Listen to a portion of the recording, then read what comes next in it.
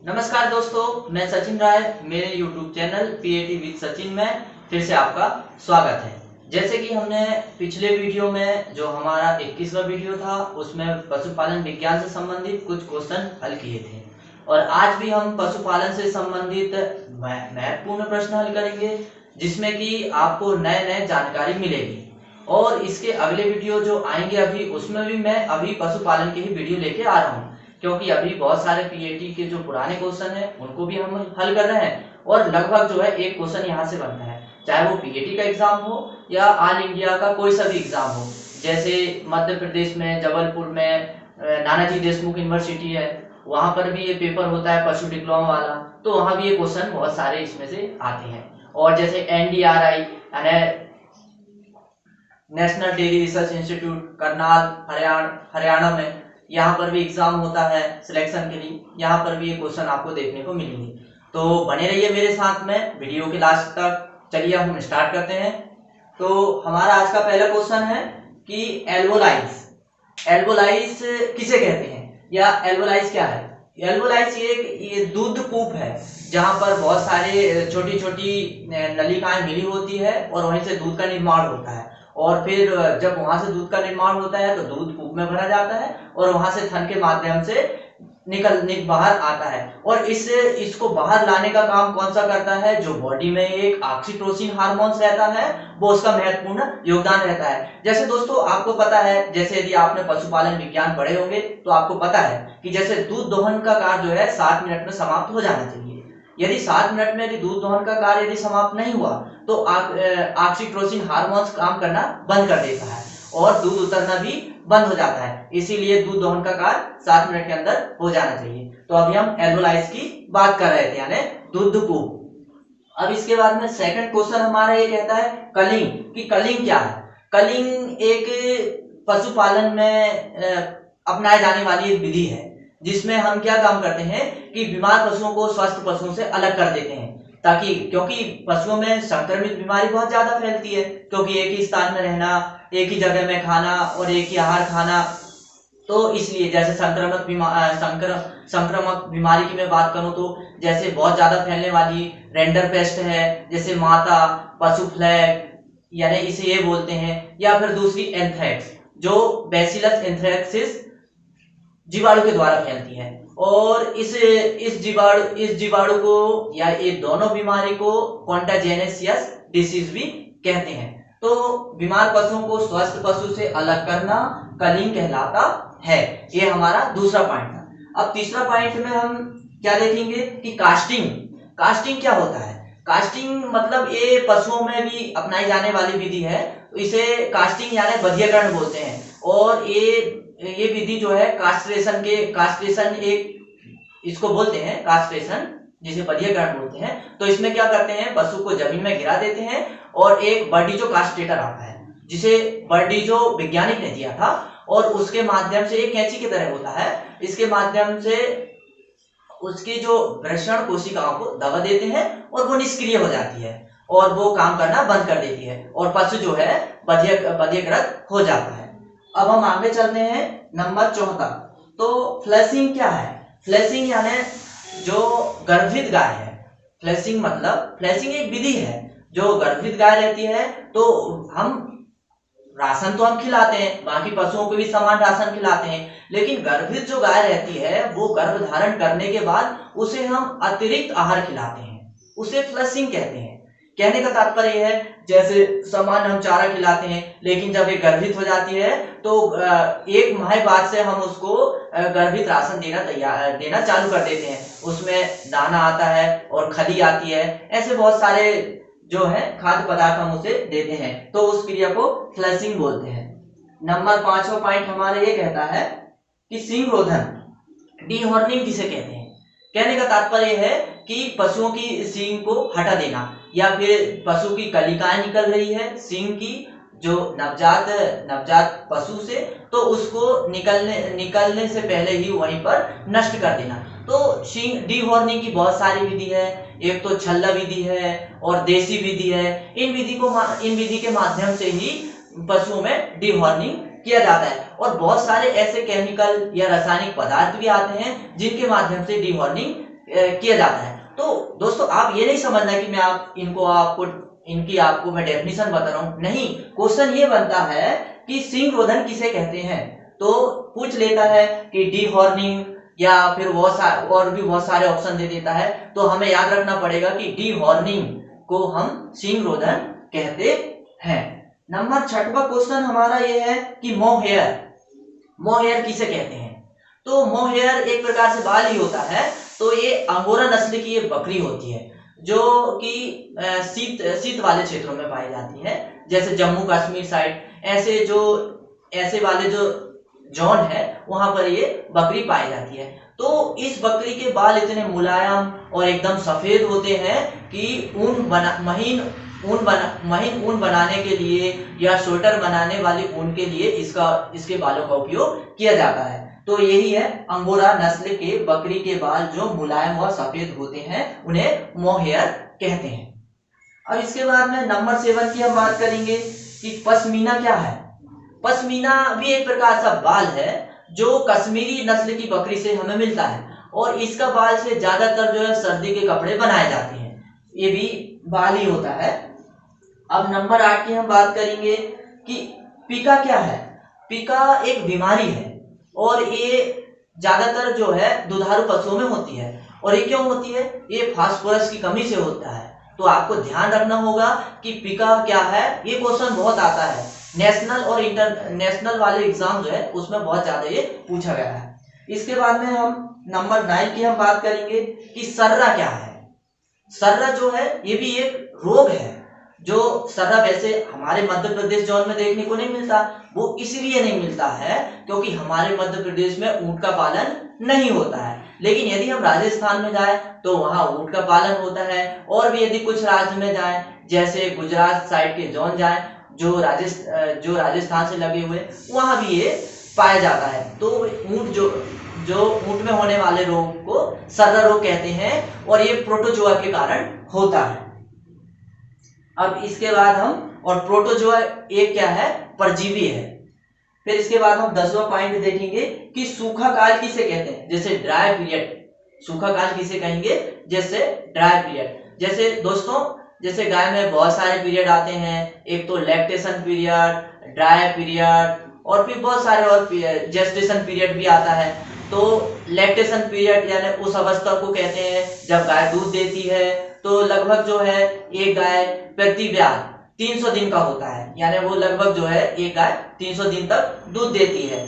और फिर इसके बाद में हम बात करें तो जेस्टेशन पीरियड की बात करें तो गर्भधारण की अवधि, कि जिस दिन से वो गर्भधारण कर लेती है और बच्चा देती है उतना ये पीरियड होता है। और गाय का यदि गर्भावस्था की हम बात करें कि कितना जेस्टेशन पीरियड होता है तो 280 दिन का होता है। और यदि भैंस का हम बात करें तो भैंस का जो है 310 दिन का होता है भैंस का। और दोस्तों चलो और आगे का मैं बता देता हूँ। और सुअर का यदि हम बात करें तो 114 दिन का होता है। तो ऐसे हम और भी जेस्टेशन पीरियड की बात करेंगे आगे के लेक्चर में। अभी हमारा शुष्क काल के बारे में हम बात कर रहे हैं, जिसे ड्राई पीरियड बोलते हैं। तो क्या होता है, इस पीरियड में जो है कुछ गाय ऐसी रहती है जो लगातार दूध देती है। कहने का तात्पर्य यह है कि बच्चा जन्म से लेकर बच्चा देने तक भी दूध देती है। ऐसी भी कुछ गाय होती हैं जिसको हम देसी भाषा में या ग्राम क्षेत्र में उसको बरस ब्यान बोलते हैं, कि बहुत अधिक दूध देती हैं। तो ऐसी गाय को दूसरा बच्चा जन्मने से पहले, यानी यदि वो गर्भित होती है फिर भी वो दूध देती है, लेकिन उस बच्चे का जन्म लेने से पहले बीच में हम 2 महीने उसे खाली छोड़ देते हैं, यानी उसे उसका दूध नहीं लगाते हैं, क्योंकि वो 2 महीने बाद बच्चा देने वाली रहती है। तो उस वाली अवस्था को हम सूखा काल या ड्राई पीरियड कहते हैं।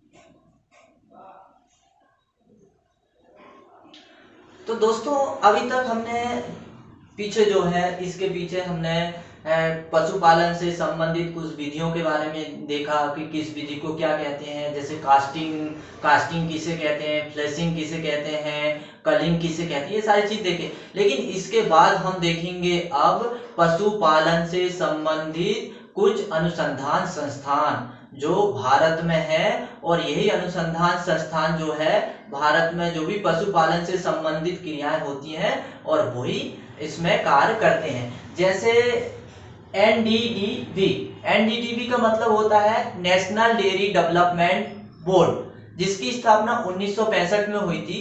सबसे पहले स्थापना कर दी गई थी ताकि भाई दूध के उत्पादन को बढ़ाने के लिए इसके तत्वाधान में देख रेख रखी जाए और दूध को उत्पादन बढ़ाया जाए। और इसकी स्थापना कहाँ की गई थी? आनंद, गुजरात में।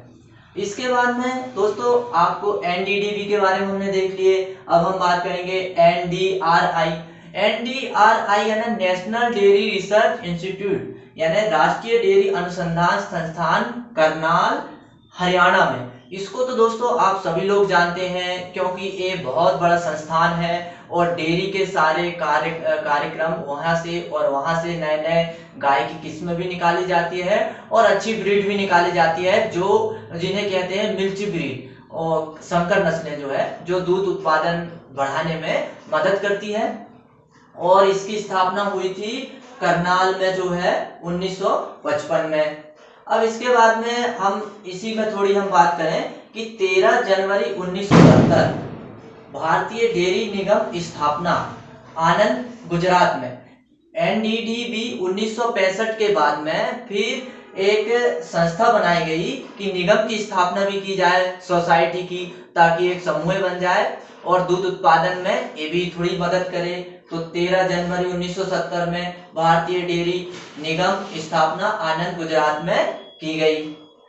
अब इसके बाद में हम आगे चलते हैं तो NBAGR यानी national bureau of animal genetics research, national bureau of animal genetic research यानी राष्ट्रीय पशु अनुवांशिक संस्थान, ब्यूरो, करनाल, हरियाणा में। इसकी स्थापना 1984 में की गई। तो यहाँ भी पशु से संबंधित अनुवांशिक जो भी जेनेटिक परिवर्तन किया जाता है वो सभी इस संस्था से किया जाता है और यहाँ से भी नए नए किस्में निकाली जाती है। इसके बाद में हम बात करेंगे NRCC कहाँ है। तो दोस्तों इसमें क्वेश्चन ऐसे आता है कि हमसे ये पूछा जाता है कि NRCC का फुल फॉर्म क्या है और ये कहाँ पर स्थित है। तो हमको बताना होता है, वहाँ 4 ऑप्शन दिए रहते हैं, वहाँ पहचानना होता है। यदि हमको ये मीनिंग पता रहेगी तो हम बिल्कुल सही टिक करेंगे और इसको करना कोई बड़ी बात नहीं है, लेकिन हमें ये इनके शॉर्ट फॉर्मूला याद होना चाहिए। और कभी कभी सन भी पूछ लिया जाता है, तो इसलिए मैं आपके लिए सन सहित और सब लेके आया हूँ ताकि आपको पेपर में किसी प्रकार की कोई दिक्कत ना हो। तो हम देख रहे थे NRCC यानी national research centre for camel, यानी नेशनल यानी राष्ट्रीय ऊंट अनुसंधान संस्थान, राष्ट्रीय ऊंट अनुसंधान संस्थान, जौहरवीड़, बीकानेर, राजस्थान में स्थित है और ये पूरे भारत का है। फिर इसके बाद में हम आगे चलेंगे CGRI यानी होता है सेंट्रल गॉट रिसर्च इंस्टीट्यूट। ये कहां पर है? मखदूम में है। मखदूम जो मथुरा का पुराना नाम था उसको मखदूम कहते हैं और ये मथुरा कहां पर है? उत्तर प्रदेश में। और इसकी स्थापना हम देखेंगे 1979 में हुई थी। कब हुई थी? CGRI की स्थापना 1979 में हुई थी और मखदूम मथुरा में हुई थी। और ये संस्थान है पंडित दीनदयाल उपाध्याय वेटनरी यूनिवर्सिटी है मथुरा में, वहां पर ये संस्थान है। अब इसके बाद में हम, ये तो बहुत जाना माना रिसर्च है, रिसर्च केंद्र है IVRI यानी इंडियन वेटनरी रिसर्च इंस्टीट्यूट यानी भारतीय पशु चिकित्सा अनुसंधान संस्थान। तो दोस्तों ये पूरे भारत का जो है चिकित्सा से यहाँ से बहुत सारी नए नए एंटीडोट और औषधियां और बहुत सारे टीके निकाले जाते हैं, क्योंकि हर वर्ष प्रतिवर्ष पशुओं में नए नए रोग आते हैं। तो पूरा जो है जो भी यहाँ से सब यहीं से निकाली जाती हैं सारी मेडिसिन, दवाई वगैरह। और इसकी स्थापना हुई थी 1989 में। IBRI जो कहाँ पर है, इज्जत नगर, बरेली, उत्तर प्रदेश, और स्थापना हुई थी 1989 में। अब हम बात करेंगे CARI यानी सेंट्रल एवियन रिसर्च इंस्टीट्यूट, यानी केंद्रीय पक्षी अनुसंधान संस्थान। पक्षियों के लिए भी एक संस्थान बनाया गया, वो भी बनाया गया है इज्जत नगर, बरेली, उत्तर प्रदेश में। और इसकी स्थापना हुई 1979 में। जैसे 1979 में CGRI की स्थापना हुई थी, यानी सेंट्रल गॉड रिसर्च इंस्टीट्यूट की स्थापना हुई थी, उसी प्रकार इसकी भी हुई। अब इसके बाद हम आगे बात करेंगे CSWRI यानी central sheep and wool research institute, central sheep and wool research institute. इसकी स्थापना 1962 में हुई और इसका फुल फॉर्म है केंद्रीय भेड़ एवं ऊन अनुसंधान संस्थान। ये कहां पर है, अंबिका नगर, टोंक। जो ऊन अनुसंधान संस्थान है वो पूरे भारत का अंबिका नगर, टोंक, और ये टोंक पड़ता है राजस्थान में, जिसकी स्थापना हुई 1962 में। अब इसके आगे हम और इंपॉर्टेंट चीज देखेंगे, वो क्या है कि ऑपरेशन फ्लड। क्या होता है ऑपरेशन फ्लड? ऑपरेशन फ्लड यानी होता है व्हाइट रेवोल्यूशन। व्हाइट रेवोल्यूशन के अंतर्गत आता है, यानी श्वेत क्रांति के अंतर्गत आता है। तो जैसे दोस्तों आपको पता है श्वेत क्रांति का संबंध दूध उत्पादन से है, और इसके पिता माने जाते हैं डॉक्टर वर्गीस कुरियन। और डेयरी में भी एक पुरस्कार मिलता है जो भारतीय वर्गीस कुरियन करके मिलता है, और उस पुरस्कार की स्थापना 1990 में हुई। तो ये ऑपरेशन फ्लड का संबंध श्वेत क्रांति से है कि श्वेत क्रांति जब भारत में आई तो प्रथम चरण कब चलाया गया? तो प्रथम चरण की शुरुआत हुई थी 1970 में, जो 8 वर्ष तक चला। फिर इसके बाद में हम आगे और चले तो 8 वर्ष तक दूध उत्पादन बढ़ाने के लिए जगह जगह में बहुत सारी छोटी छोटी डेयरी और धंधे खुलवाए गए दूध से संबंधित। इसके बाद में उसका हम सेकंड पॉइंट की हम बात करेंगे द्वितीय चरण की। तो द्वितीय चरण जो है 1978 से 1985 यानी ये 7 वर्ष तक चला। इसमें भी दूध की और बढ़ोतरी हुई, उत्पादन बढ़ा, जगह जगह में सहकारी संघ स्थापित किए गए और सरकारी डेयरी भी की स्थापना भी की गई। फिर इसके बाद में तृतीय चरण की हम बात करेंगे ऑपरेशन फ्लड। ऑपरेशन फ्लड का तृतीय चरण जो 1985 से 1996 तक चला, ये 11 वर्ष तक चला। तो दोस्तों आज हमने इस वीडियो में काफी महत्वपूर्ण जानकारी देखी। तो और इसके आने वाले अगले वीडियो में मैं और महत्वपूर्ण जानकारी लेके आऊंगा। आप ये नहीं समझिएगा कि ये केवल पीएटी के लिए इम्पोर्टेंट है, ये पूरे भारत में जो भी जैसे यूपी के एग्जाम होते हैं, राजस्थान का सुपरवाइजर का एग्जाम होता है, राजस्थान में और भी एग्जाम होते हैं, और मध्य प्रदेश में पीएटी के होते हैं। ये सारे जो एग्जाम होते हैं उनके लिए मोस्ट इम्पोर्टेंट क्वेश्चन है। तो यदि आपको मेरा वीडियो अच्छा लगा हो तो लाइक, शेयर एवं सब्सक्राइब जरूर करें।